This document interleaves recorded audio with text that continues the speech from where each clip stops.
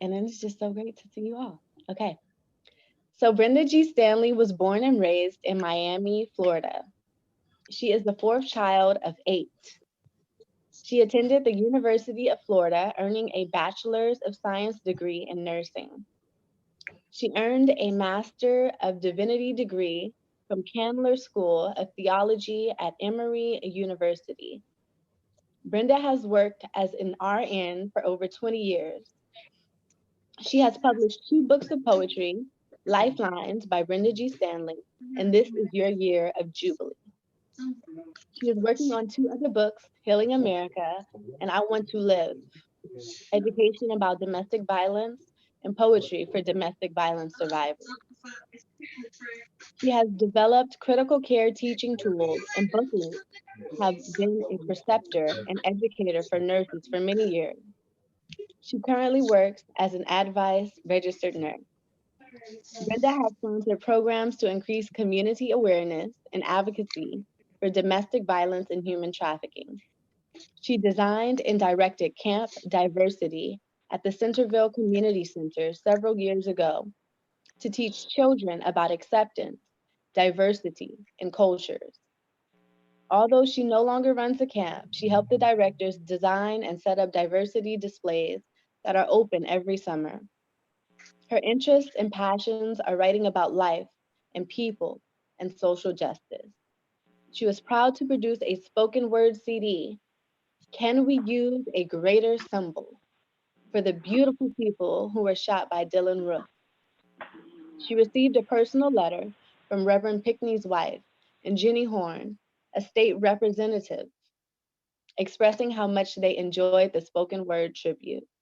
She also loves spending time with other spoken word artists that she believes are the philosophers of today. She has been the layout editor and co-editor of the monthly newsletter for her place of employment, where she occasionally shares her poetry. So if you guys can all give Brenda G. Stanley a virtual clap and welcome her Yeah. to the stage. Hey, all right. Thank you. Thank you. Thank you so much, Rayanne, for that introduction. And thank you for giving me space in your space to present some of my spoken word.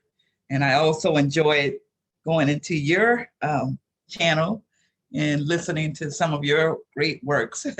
And I'm going to start tonight with Black history, and we'll talk a little bit. I'll start off with a poem about Black men, and some of you may have heard it before. And this poem was inspired years ago when we were sitting around just talking about, sometimes Black men do not do what they should be doing.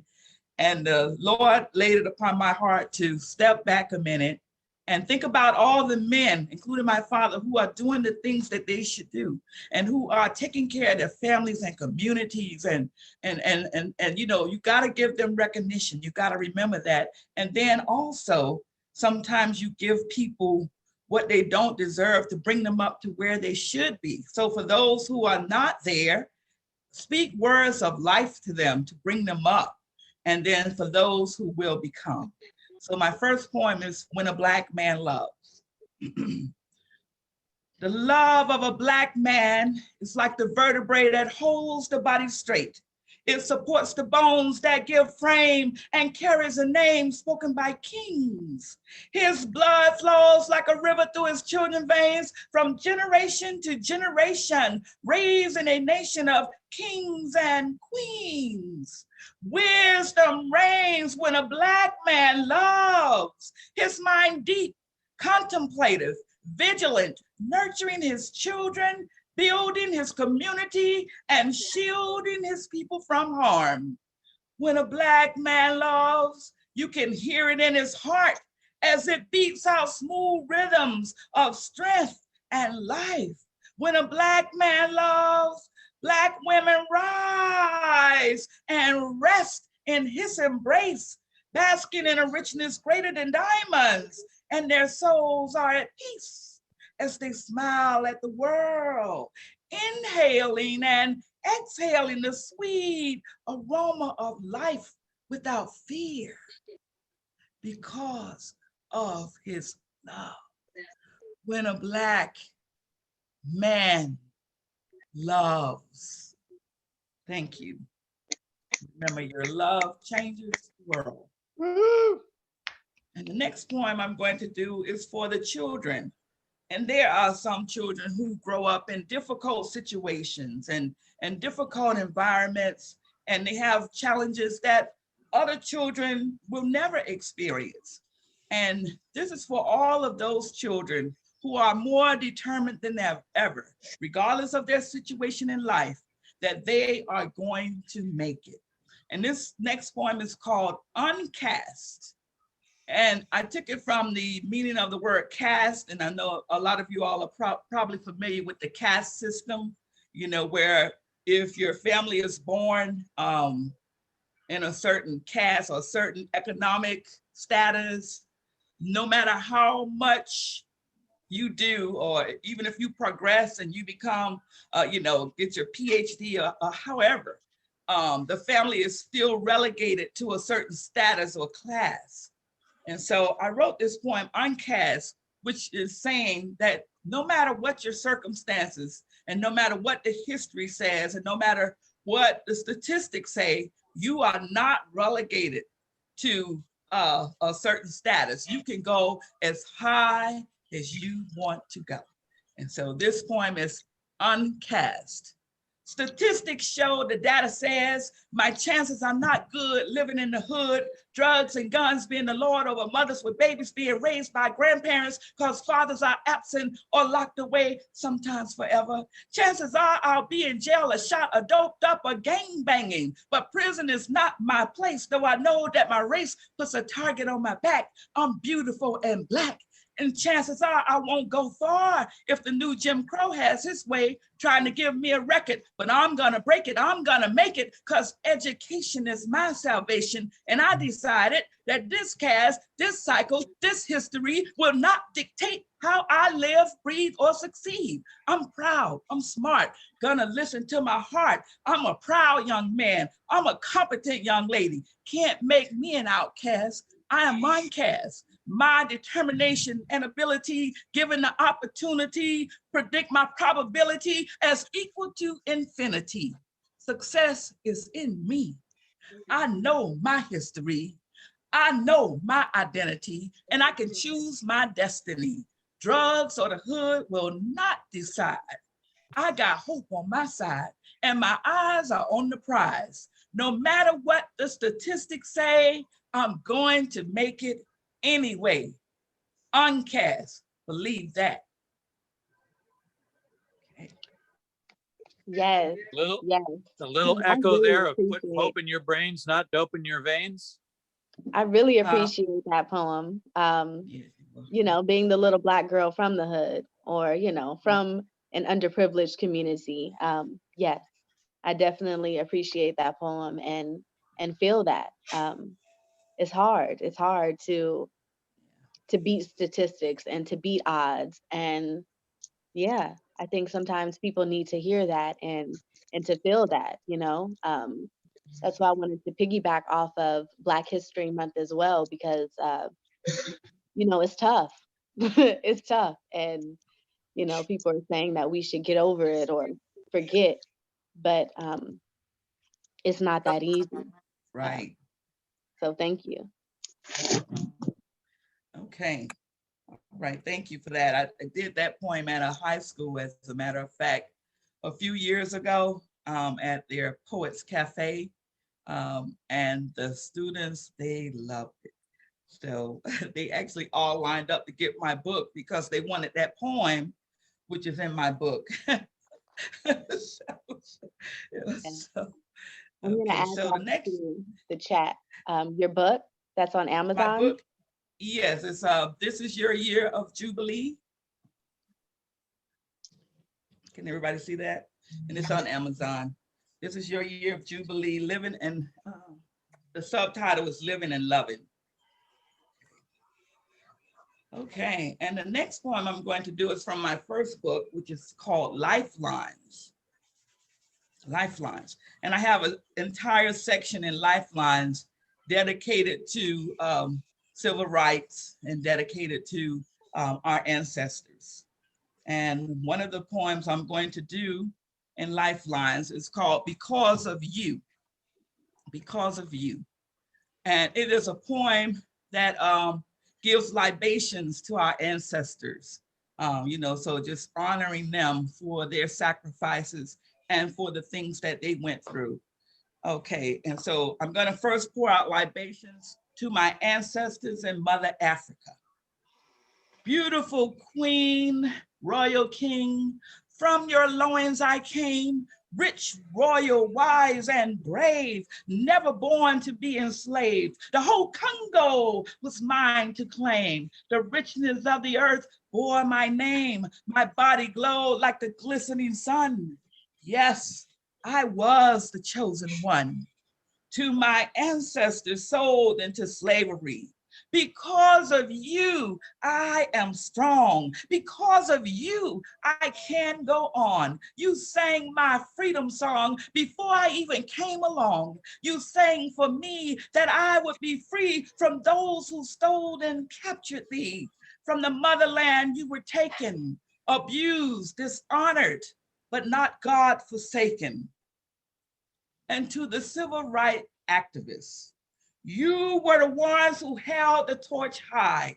You were the ones who made freedom cry. You were the ones who marched and died. You were the ones America crucified. But you were the ones who rose again to fight for justice for women and men. You were the ones who continued to hope. You were the knots at the end of the rope. You were the ones who reached for the prize that generations would continue to rise. You were the ones who brought back the dignity and pride of being Black. With the ancestors behind you, pushing you on, you challenged injustice and you won. And we are the branches that grow from the tree of these lives, in whom the spirit of hope abides, ingrained in a people determined and strong.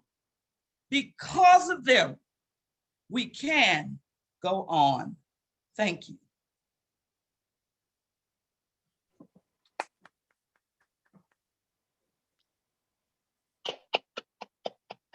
Yes. Okay, and this next poem is called Cold Water, and it speaks about social injustice. I don't want to give too much of it away, but it's called Cold Water, and I wrote this years ago, many years ago, for another book that I'm working on called Healing America. Okay, cold water. Separate the whites from the colors so the colors don't bleed and ruin the whites. Run the water on the colored ones, then hang them in the sun to dry. Separate the whites from the colors were the signs I saw. And I saw bleeding when they tried to sit or drink water or vote with the whites. And they ran the water on them, hard, cold water. And I thought that the only separation of coloreds and whites was for the Monday morning laundry. But when they mixed and came together, the whites weren't ruined and the colors did not bleed on them. And they all came out just fine, mama. They all came out just fine. Thank you. Yes. Didn't we come out just fine? Yes. Just fine. And now I have a surprise for you, Ray Ann. I'm going to do a poem by our special lady, Maya Angelou. You know, you can't do poetry like this without bring. You see her in the background there? That's Maya, and this angel represents my mother. So Maya's always with me in my poetry corner. I So I'm love going this to with do it. Maya. Yeah, I'm going to do Still I Rise. And I know most of you all have heard it and you know it. You may write me down in history with your bitter, twisted lies. You may tread me in the very dirt, but still, like dust, I'll rise. Does my sassiness upset you? Why are you beset with gloom? 'Cause I walk like I've got oil wells pumping in my living room, just like moons and the suns, with the certainty of tides, just like hopes springing high. Still, I'll rise. Do you want to see me broken, bowed head and lowered eyes, shoulders falling down like teardrops, weakened by my soulful cries? Does my haughtiness offend you? Don't you take it awful hard, 'cause I laugh like I've got gold mines digging in my own backyard. You may shoot me with your words. You may cut me with your eyes. You may kill me with your hatefulness, but still, like air, I'll rise. Does my sexiness upset you? Ah, does it come as a surprise that I dance like I've got diamonds at the meeting of my thighs? Out of the hut of history's shame, I rise. Up from a past that's rooted in pain, I rise. I'm a black ocean leaping and wide, welling and swelling, bare in the tide, leaving behind nights of terror and fear. I rise into a daybreak that's wondrously clear. I rise, bringing the gifts that my ancestors gave. I am the dream and the hope of the slave. And so naturally, I rise, I rise, I rise. I know Yes. you were saying that with me. You know I was. I was repeating every single word I could remember, okay? Oh my goodness. Yes. Yes, I love me some Maya Angelou and you as well. I the moment that I heard you speak, I knew, I knew that you understood a portion of me, and I knew that I understood a portion of you immediately. Yeah. So I'm grateful. I'm grateful. Yes, to be able to And I, learn from you. yeah. I'm going to end this section on Black history with an excerpt from an essay I wrote in my book, and it's called Do You Know Who You Are? And I wrote this after listening to Judge Glenda Hatchett talk to these young men. These two, they were Black. They were two young men. They were giving their mother such a hard time. They wanted to join a gang, and she was having a difficult time. She was a single mother. And Judge Hatchett said to the mother and to the boys, she said to the mother, you know why they're acting like that? She said, because they don't know who they are. She said, if they knew who they are and they knew their history, she said they wouldn't act that way. And I had a Nigerian lady come to the camp, and she was talking about how they name the children specific names, and the children grow into those names, and how they know who they are. And so I think it's such a great thing that we do have a Black History Month, which I think it should be all year, because I think that the more the children know their history, not just Blacks, but everybody, the more they know our rich history, the greater the respect for us and for ourselves. And so I'm just going to read a little excerpt from Do You Know Who You Are? And after she finished talking to them, I continued writing because this is what I wanted to say to them. Do you know who you are? You are from the womb of the motherland, the cradle of all life, the alpha and omega of every civilization. You are from the deepest and richest people whose blood flows across the world into the veins of every living human being. You are unbreakable, unstoppable, and immovable. You inherited a legacy of pure strength, honor, wisdom, and love. You are cut from the same rich cloth as martyrs, kings, queens, theologians, mathematicians, scholars, educators, artists, astronomers, farmers, architects, scientists, philosophers, and dreamers. They had visions and acted on their dreams to create a better world. Thank you. Okay. Yes. Okay. Thank you so much, Miss Brenda, for sharing. Okay, and so Sharing your experience. I'll do a few poems for women, for women's history. And today is International Women's History Month. The day is. The whole month is Women's History. So get to know the history of women. And the theme, I think the theme is change. I just wrote it this morning because I write for the newsletter. I just wrote the theme on there. Change and challenge, something about challenge for change or something like that. Sorry, I didn't have the words exactly in the right order. But the first poem I'm going to do is called I Am Still Me. And this is a women's issue, and it's related to breast cancer. And I wrote it for a friend of mine who was diagnosed with breast cancer. And despite having that diagnosis, she hung out with me and she hung out with me, and it seems like there was nothing that she wasn't able to accomplish. So, and she never gave up. Sorry, can you see me? Because my screen went out. Can you see me? I Yes. can see you.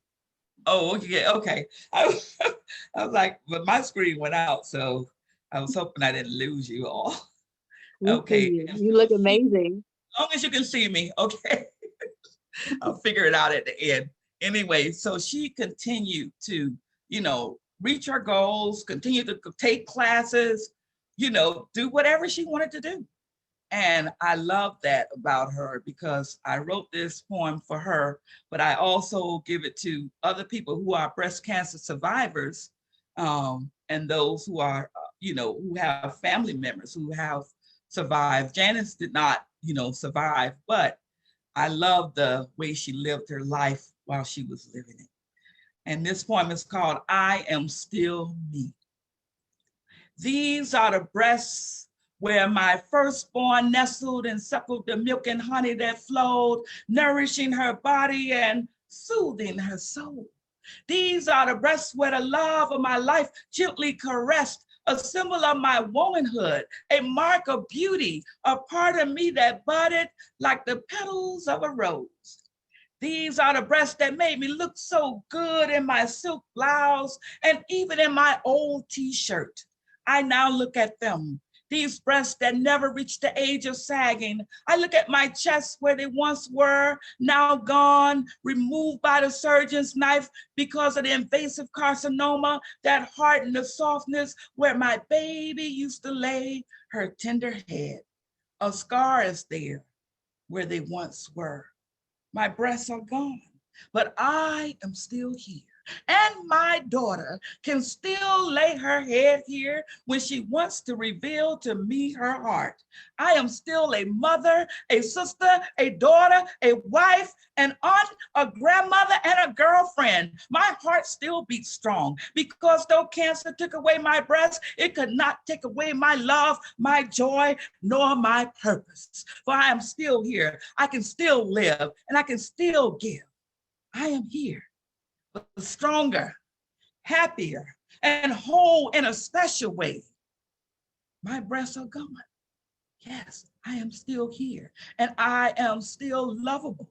I am still feminine, still sensual, and still joyful, still phenomenal, because I am still me. Thank you. Yes. Love it. Okay. Okay. And the next poem I'm going to do is called Women Have Been Called. And I just wrote this one a couple of days ago. So I don't know it by heart. So it has a part in there that is a homily, and a homily is just like a sermon. And so I say something about that in the poem. So when you hear that word, it means somebody who lives their life like a sermon. They live the life they preach. Women have been called. There's a shocker in the beginning, so bear with me. Women have been called. Women have been called tramps, deceivers, Jezebels, and itches, cast aside, ostracized, silenced, and abused, beat on, left out, degraded, and misused, called everything but a child of God, branded and labeled like a cattle prod, held back and disabled from reaching their goals, told to just do what they are told, devalued because some don't know their worth. But a woman is the most blessed creature on earth. She carries every human in the heart of her womb, bringing forth life with every new moon, cuddling and cradling her babies with joy. Women are the beginning of every girl and boy. With care, she raises her family. She is a living homily, works with her hands to meet all her needs, gives words of wisdom and plants good seeds in the hearts of her children that they will grow and know what it means to be kind. For the love of a mother is divine. Women have been called from the streets of shame, called by God by a different name, called by love to the place where she belongs, called by the one who sits on the throne, called from scorn and from those who despise, called the daughters of the Most High. So remove the scorn, the stereotypes and shame. Women have been called in Jesus' name, called to serve, to create, to give, to lift people up and help them live, to change biased laws so that all can live free. Women are the progenitors of liberty. They are inventors, scientists, doctors, lawyers, engineers, and teachers, astronauts, mechanics, pastors, and preachers. Whatever a man has been able to do, God bless women to do it too. So never despise or look down on women. They are one of the greatest gifts God has given. They put the shine in the sun and the light in the moon. Sad faces light up when she walks into a room. Women have been called mother, auntie, grandmother, lady, and queen, and should be held in high esteem because they are the precious jewels and crowns who really make the world go round. They stand by men and lift them too. What do women mean to you? Women have been called. Okay. Right. Okay.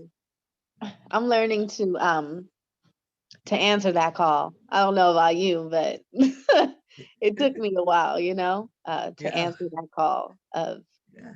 that call, what you're being called to do or the calling. Yeah. So, yeah, Mhm. shout out to that. And Okay. again, So do I another have time for wonderful my piece. last poem? Yes, yes. Okay. Okay. All right. So how much time I have? Because the last poem is 4 minutes. Oh, you got it. Okay. Okay. All right. Do I have time for a short one? A short one before that? I'm going to do Sweet 16 because that's one of my other causes, domestic violence. And Mm, I'm doing Sweet 16 for the young people because they are also victims of domestic violence too. A lot of teen girls, they don't understand the things that the young man is doing to them. It's not love and they think it's love, but love is not abuse. Sweet 16. Sweet 16, what's that on your pretty face? Underneath those lashes I see, a bruise that your makeup can't cover up. Did your boyfriend beat you up? Did he hit you and make you cry? Then said that you were the reason why he was mad and things aren't right. You are the cause for the fight. If you love him, then you stay. He hits you, but he loves you anyway?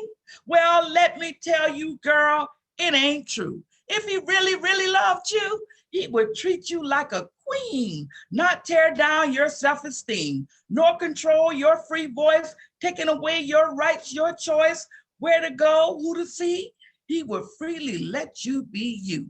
He would not inflict hurt and pain and call you all those obscene names. Listen to what I'm telling you, girl. There is true love in this world. Love is kind and love is real. Love is more than a passing thrill. Love lifts up and love makes strong. Abuse has to stop, but love goes on. So don't let anyone take your life away.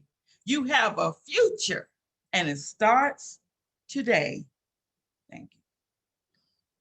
Okay. Right. Okay. Were you able to put the video on, Rayanne? I'm sorry. That's okay. No, I was not able Okay, that's to. okay. I can do it without it. So the Okay. last poem I'm going to do is called Living and Loving.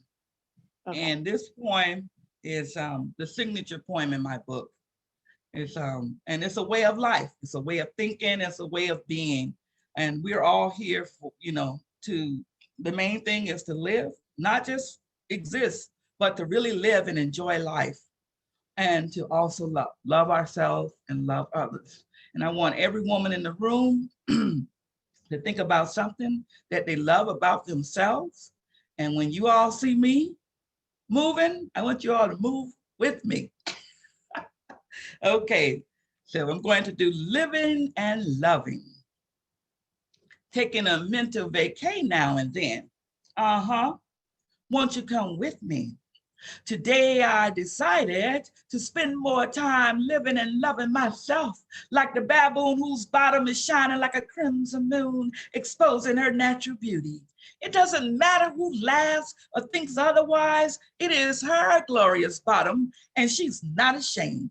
I decided not to live in shame of my voluptuous body, nor the moles that embellish my pecan tan skin. I am going to strut like a flamboyant peacock just because I am alive. Today I decided to leave the debates for the debate team because I want to talk about love and life. It makes me so high, I want to kiss the sky. I want to talk about the galaxies and explore my history and roots that lead me back to Africa before slavery. I want no bashing, no boasting, just celebration and toasting. My dear family and friends, my lovable children, and the spectacular earth and sky. I want to learn the songs of the birds and sing a melody to God as they do. Hallelujah. I want to fly and soar. I want more out of life. There is no room in my gray matter for confusion and strife. For I want to sing and dance and prance all over the place. I want to rise and shine and be filled with grace. I want to be the honeybee that sucks the sweet nectar of life. Let me lie down in green pastures, not wallow in the mud of past failure or despair. Let the rains of heaven wash away my pain and restore my soul. Ah, let me laugh like the hyena. Let my free spirit run with the wild horses that drink from the rivers of living waters. And let me sit down at the table of humanity, together with people of every age, race, gender, and nation, sharing the bread of peace, love, and harmony. Let me meditate on this. I want my mind to be uncluttered, unencumbered, unbound, unchained, free from the stresses and messes that create static, which interferes with the frequencies of my joy. Don't disturb me with foolishness, pettiness, negativity, or crass, meaningless words to interrupt my flow or waste my time, because I only have time for living and loving. And if you got time for that, then I got time for you. Thank you. Sorry, I had to cut that one a little bit. My voice is getting a little scratchy. That was beautiful. I was reciting that one along with you as well. Yeah. Yes, thank you so much. If you guys can take your mics off mute and give it up. Look at my sweetie there, my niece. My niece Michaela. That's my happy face up there. Look at there. Get it off. My cousin Eva, you made it. Okada, you made it. So good. There's John. Ayo, my niece Ayo. Awesome. Thank you all for coming. Thank you. Hello. Shout out to Taylor Writers for the sponsorship. And next up, we got Word. Word is also going to be a feature this month. So, yeah, we just got it going on. Yeah. Jenny.